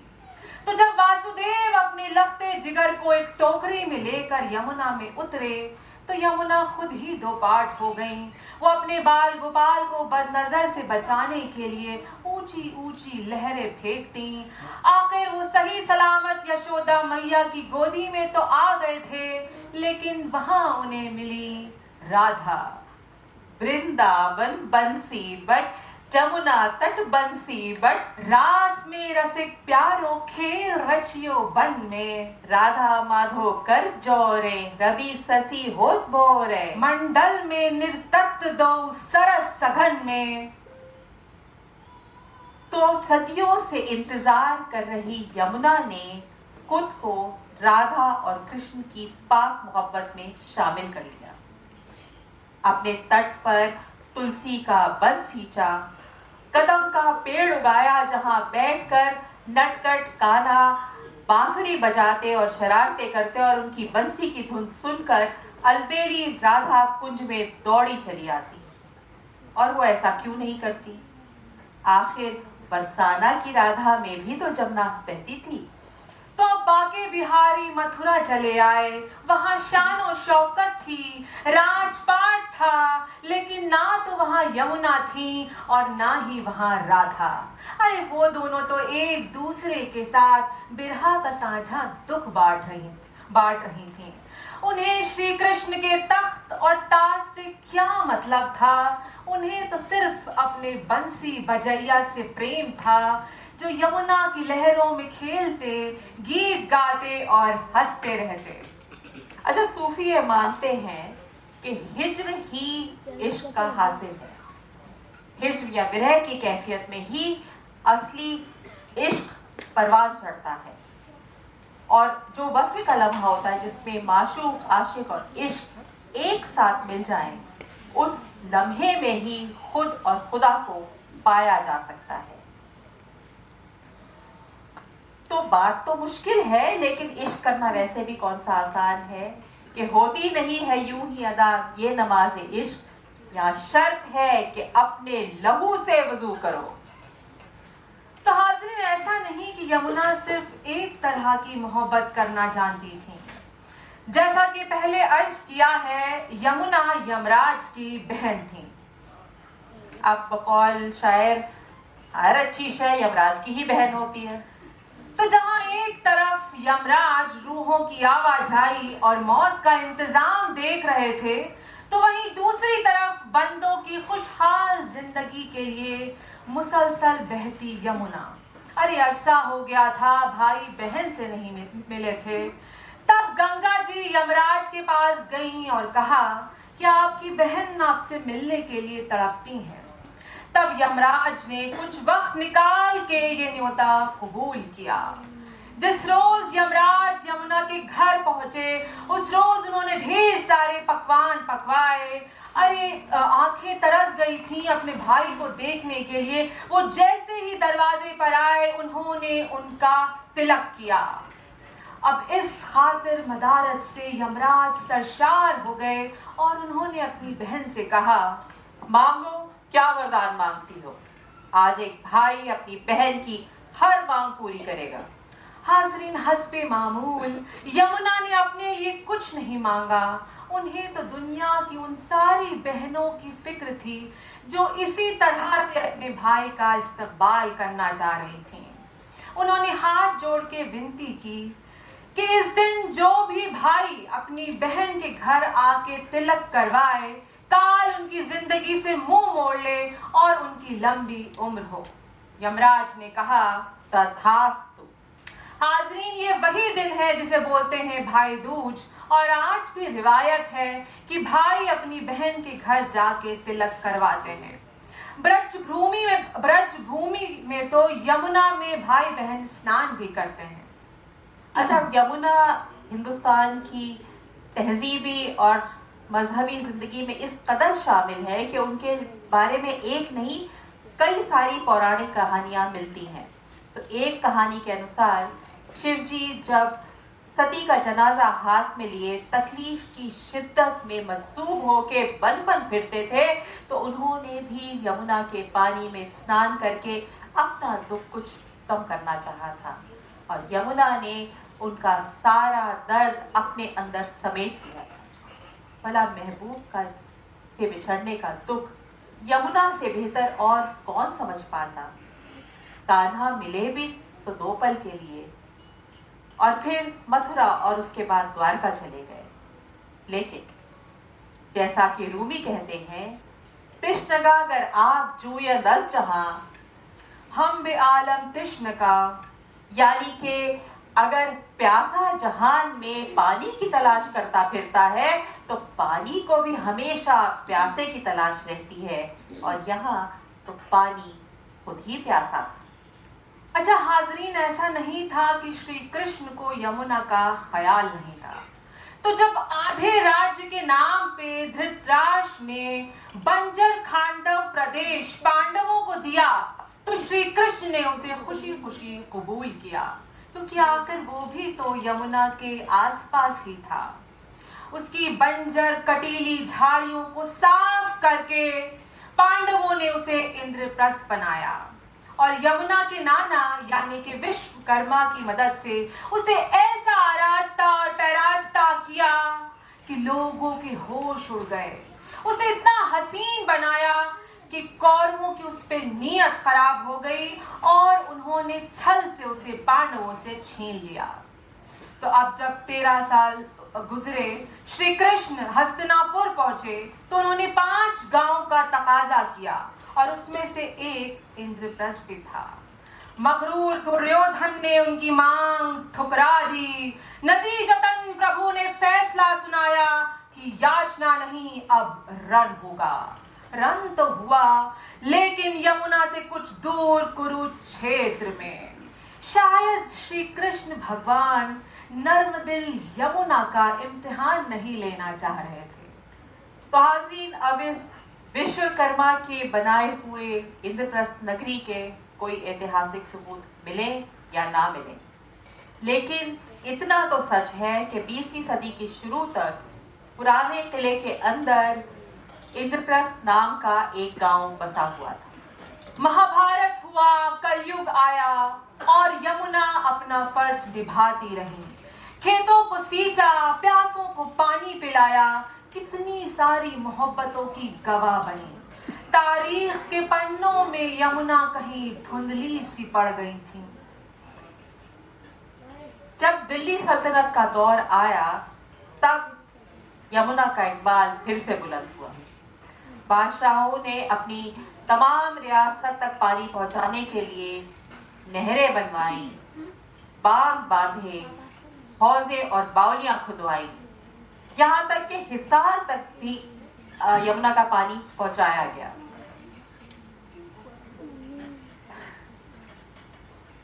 यहाँ तक कि हिसार तक भी यमुना का पानी पहुंचाया गया। अब जब बाहर दुनिया में ये खबरें फैलने लगी और दिल्ली की शान शौकत के बारे में बात होने लगी तो दुनिया भर से तरह तरह के लोग, सैलानी यहाँ आने लगे, कुछ आकर बसने लगे।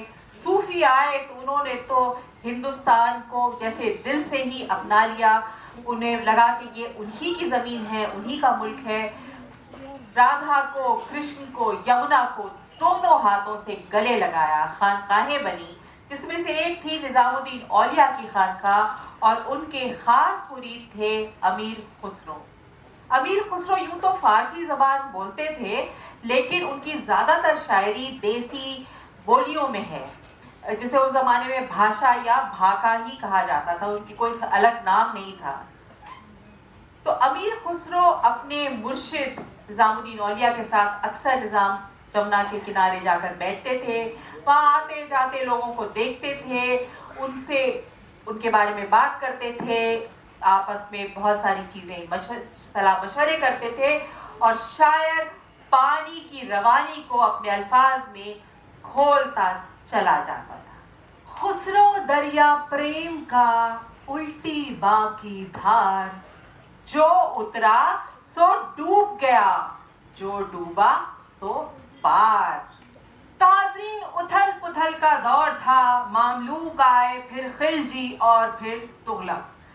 सिकंदर लोदी ने तो पूरा आगरा शहरी बसा डाला था यमुना के किनारे और उसे पहरा देने के लिए भी यमुना का ही सहारा लिया। फिर आए मुगल और उन्होंने जमुना के पानी से खुद को रंग डाला। अब कहा जाता है कि अकबर गर्मी की रातों में आगरा के जो उनकी राजधानी थी वहां पर नाव में, यमुना में नावें तैरती थी और उनमें ही अकबर सोया करते थे। अच्छा, अकबर का जिक्र आया तो उनसे मुंसलिक एक लतीफा सुने। तो एक बार क्या हुआ कि बीरबल और अकबर के बीच में बहस छिड़ गई। बीरबल का कहना था कि कोई इंसान फितरी तौर पे या तो ईमानदार होता है या तो वो बेईमान होता है, और जो बेईमान होता है वो किसी ना किसी तरीके से बेईमानी कर ही लेता है। अकबर का कहना था कि नहीं, ऐसा नहीं है, इंसान की फितरत से बेईमानी नहीं होती, वो तो हालात ऐसे हो जाते हैं कि कभी कभी उसका ईमान डूब जाता है। उन अकबर के यहाँ एक तहसीलदार थे, वो जिस महकमे में उसका तबादला होता वो वहां जाकर कुछ ना कुछ किसी ना किसी तरीके से घूस ले लेता, बेईमानी कर लेता, वो करता ही था। हर बार बीरबल अकबर की तरफ बड़ी मुस्कुरा के देखते, अकबर दिल मिला जाते। आखिरकार अकबर ने एक फैसला किया, उस आदमी को जमुना के किनारे तैनात कराया और उसको काम ये दिया कि वो आते जाते जमुना की लहरें गिनता रहे। कुछ दिन बिना शिकायत के कटे। इस बार अकबर के चेहरे पे मुस्कुराहट। फिर कुछ दिन बाद खबर ये आई कि वो आदमी तो कश्तियों को आने जाने देता ही नहीं है। जो कश्ती निकलती है उसे रोक देता है, ये कह के कि अगर ये कश्ती गुजरी तो उसकी लहर टूट जाएगी और उसकी गिनती खराब हो जाएगी। अब जब कोई जिस कश्ती में से 2-4 रुपए उसकी तरफ उछल जाते, उसे वो आगे बढ़ने देता। अब जब अकबर के पास ये खबर आई तो उन्होंने माना कि बीरबल ही सही थे। उन्होंने बीरबल के आगे सर अपना खम किया और बीरबल की अकल पर बैत किया। तो हाज़रीन, अब जब शाहजहां वापस दिल्ली आए तो वो लाल किले में रहने लगे और लाल किले में उन्होंने एक जमुना दरवाजा बनवाया।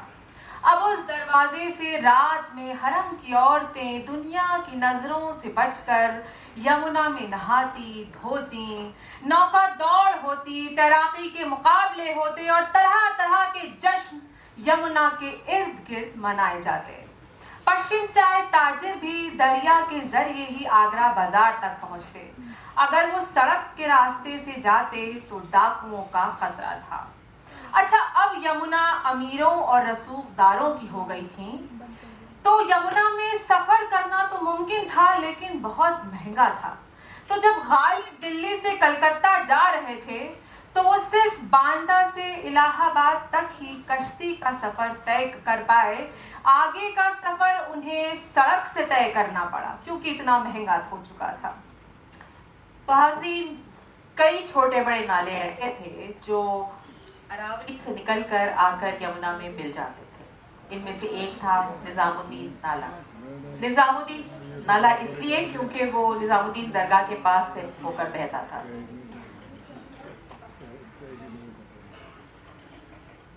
तो अक्सर जो मुगल दरबार के जो अफसरान थे, उनके खवातीन थी, वो मथुरा से, आगरा से दिल्ली आया करते थे। दिल्ली आकर वो हुमायूं के मकबरे और निजामुद्दीन दरगाह में ज़ियारत के लिए जाया करते थे। बड़ी दिक्कत आती थी क्योंकि उन दिनों जो बारापुल्ला, उस ज़माने में निजामुद्दीन नाला था, वो पानी से लबालब भरा रहता था।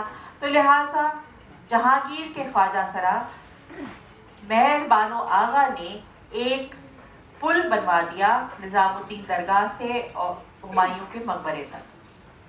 ये पुल कोई 12 खंभों पर खड़ा था, इसलिए उसका नाम पड़ गया बारापुल्ला, और उसके नीचे बहने वाले नाले का नाम भी पड़ गया बारापुल्ला नाला।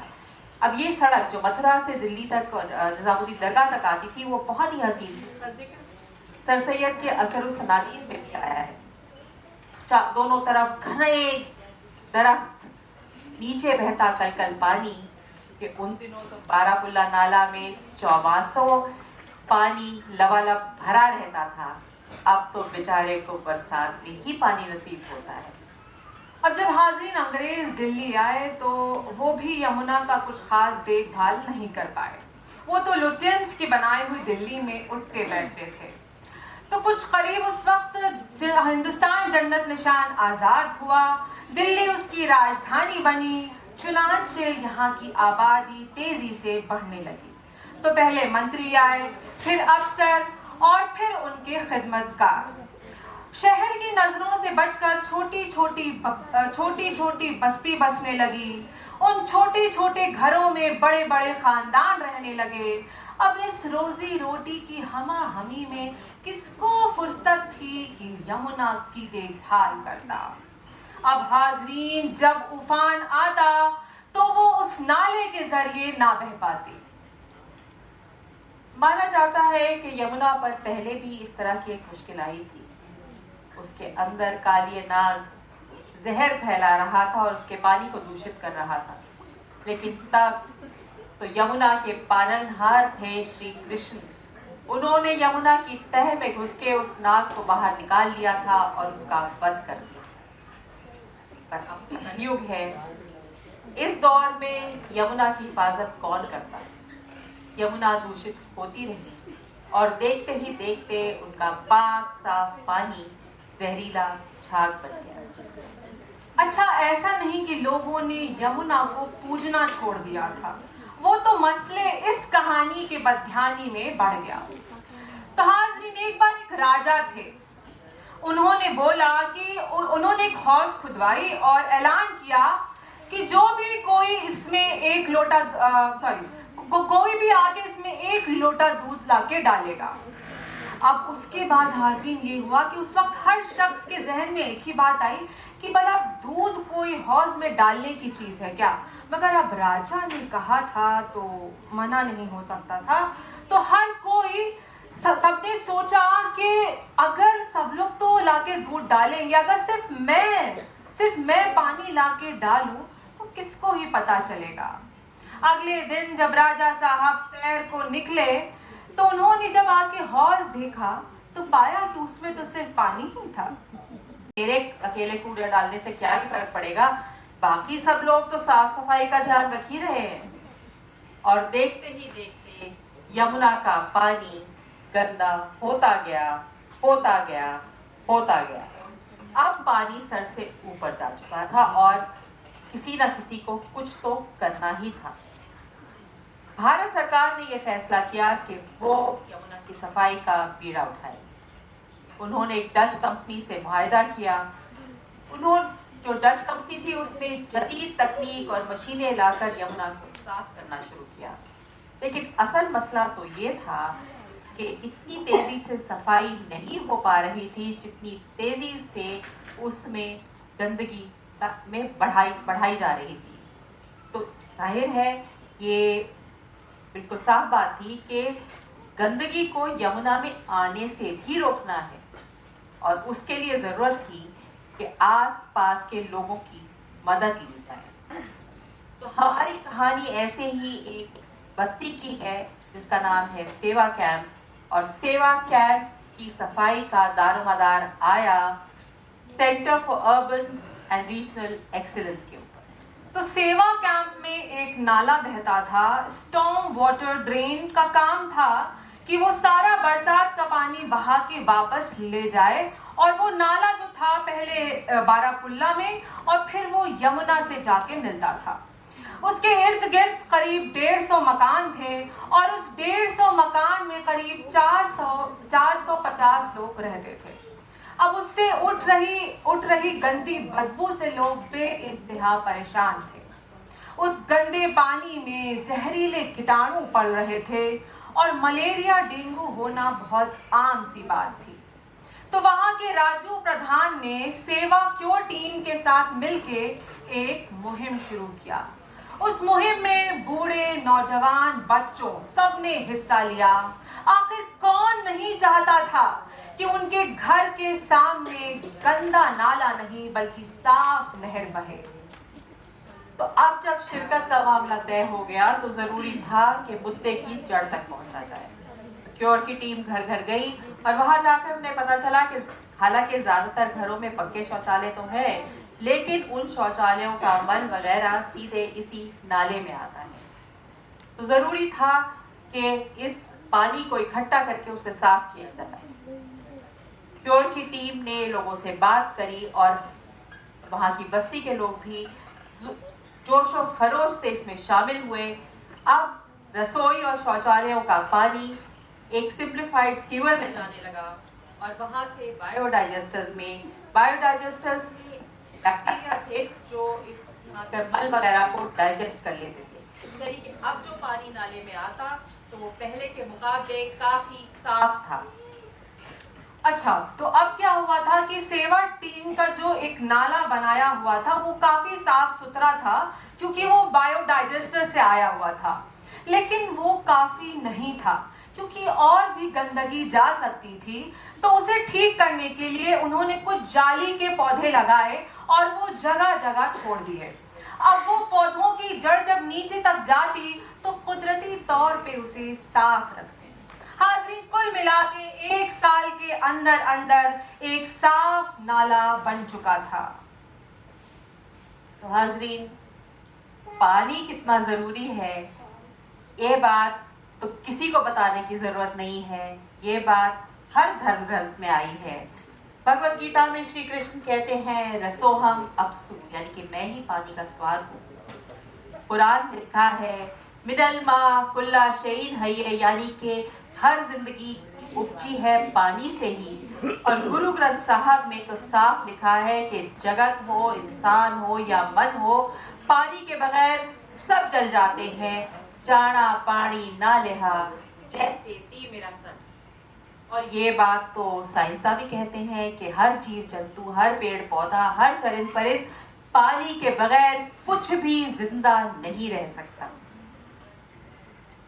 हर किसान ये जानता है कि पानी ऊपर वाले की नेमत है और हिंदुस्तान जन्नत निशान को तो कुदरत ने दिल से नवाजा है। दर्जनों दरिया ऐसे हैं जो इस धरती पर बहते हैं, इसे सींचते हैं और इसकी जमीन को जरखेज बनाते हैं। तो फिर ऐसे मुल्क में अगर किसी को साफ पानी लोगों को ना मिले तो फिर इसमें किसका? हाज़रीन, दरिया अपने आप में एक दुनिया है। उसमें जिंदगी पलती है, जीव जंतु पलते हैं, उसकी तहों में वहां की मिट्टी होती है जहां से वो गुजरा हुआ होता है। दरिया को सिर्फ साफ करना ही नहीं बल्कि उसे दोबारा बसाना पड़ता है। तो जैसा कि वीर युग में धम्मवीर भारती कहते हैं कि नियति नहीं है पूर्व निर्धारित, उसे हर क्षण मानव निर्णय बनाता मिटाता है। तो बारामुल्ला की सफाई के बाद जाहिर है कि हर कोई चीज जो इंसान ठान ले वो कर सकता है।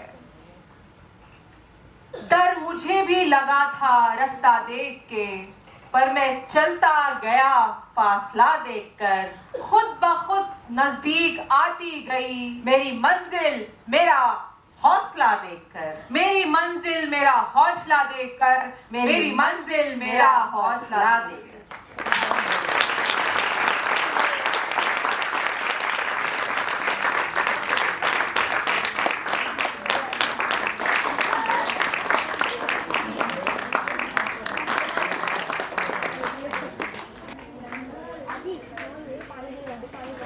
बहुत बहुत धन्यवाद। सभी को नमस्कार, मैं और शुभ संध्या। आज की शाम दास्ताने बारामुल्ला केवल एक कार्यक्रम नहीं बल्कि एक शहर और समुदाय की मिलन की एक यात्रा थी। यह नदी की कहानी जिसने शहर को जीवन दिया और आज भी अपने अंदर झांकने के लिए प्रेरित करती है। आज आए हुए आप सभी मंच पर सम्मानित पैनलिस्टों का मैं विशेष रूप से धन्यवाद देता हूं और इस rejuvenating urban water bodies community and policy approach के विषय पर आपके विचार सुने। आपके लिए आप सभी को इसके लिए बहुत बहुत धन्यवाद। सबसे पहले मैं जगन शाह सर से धन्यवाद करना चाहूँगा कि आपने ये सोचने पर जोर दिया कि दिल्ली विकास योजना केवल दस्तावेज नहीं बल्कि जल संवेदनशील शहरी नियोजन की एक कल्पना का प्रतिबिंब भी है। तो thank you so much sir. Renu ma'am, आपने एक बार आपका बहुत बहुत धन्यवाद और आपने एक बार फिर से रिमाइंड कराया कि इनफॉर्मल स्लम्स जो है वो बोझ नहीं है बल्कि वो आत्मा है जिनको इन्वॉल्व करना किसी भी योजना में उतना ही जरूरी है जितना कि उस प्रोग्राम की इम्प्लीमेंटेशन में। तो thank you so much sir, thank you so much ma'am. Gusain sir, आपका बहुत बहुत धन्यवाद। आपने जो बात करी जो मैं समझ पाया कि सीवेज को सोर्स पे ही टैकल करना उतना इम्पोर्टेंट है और उसके साथ साथ शासन, जवाबदेही और नीतियों का एक जो त्रिकोण है वो बहुत इम्पोर्टेंट है। अगर इसमें कहीं पे भी अनबैलेंस्ड होता है तो उससे पूरी प्रक्रिया जो है डिस्टर्ब होती है। तो सर बहुत धन्यवाद आपके इस साइंटिफिक और नीतिगत सुझाव के लिए। वंदा ma'am, thank you so much. आपने संस्थागत समन्वय और वित्तीय नवाचार को महत्व पर जो विचार रखे उसके लिए आपका बहुत बहुत धन्यवाद। तारा जी, आपने संसाधनों, साझेदारी और दृष्टिकोण को जो साझा किया, CSR समुदाय मिलकर लॉन्ग टर्म कैसे चेंज ला सकते हैं, इसमें एक नई दिशा दिखाई। Thank you so much. मैं डॉक्टर सुचिस्मिता मुखोपाध्याय जी का भी धन्यवाद करना चाहूँगा जिन्होंने याद दिलाया कि जलवायु परिवर्तन अब भविष्य की नहीं वर्तमान की चुनौती है और इस बात को शहरों में अब क्लाइमेट रेजिलिएंट इंफ्रास्ट्रक्चर को हर रोज के फैसलों में शामिल करना होगा। तो आपके इस संदेश के लिए बहुत बहुत धन्यवाद। मैं श्रीमती अमीना शायदा जी और श्रीमती मीरा रिजवी जी का धन्यवाद करता हूं जिन्होंने दास्तान गोई कहानी के माध्यम से एक नायाब तरीके से सेवा कैंप और बारामुल्ला की कहानी को जीवंत किया। मैं इसके साथ साथ मैं जमघट की टीम से अमित कुमार सिन्हा जी एवं इरफान जी और हनुमान कैंप के सारे जो यूथ थे जिन्होंने इस कार्यक्रम में शामिल हुए उनको बहुत बहुत धन्यवाद करता हूं। इसके साथ साथ मैं बाहर प्रदर्शनी को हैंडल करने और लगाने के लिए त्रिनंकुर जी और उनकी टीम का भी धन्यवाद करता हूं। और अंत में मैं ये कहना चाहूँगा कि नदियाँ हमें सिर्फ पानी नहीं देती, हमें जीने का तरीका भी सिखाती हैं। इन्हीं शब्दों के साथ आप सभी लोगों ने अपना कीमती समय दिया, बहुत बहुत धन्यवाद। इसके बाद एक चाय का प्रोग्राम है, उसका आप आनंद लीजिए, एग्जीबिशन है बाहर, उसको आप देखिए और यहीं से मैं अपने इस कार्यक्रम को आगे बढ़ाते हुए खत्म करता हूँ। Thank you so much.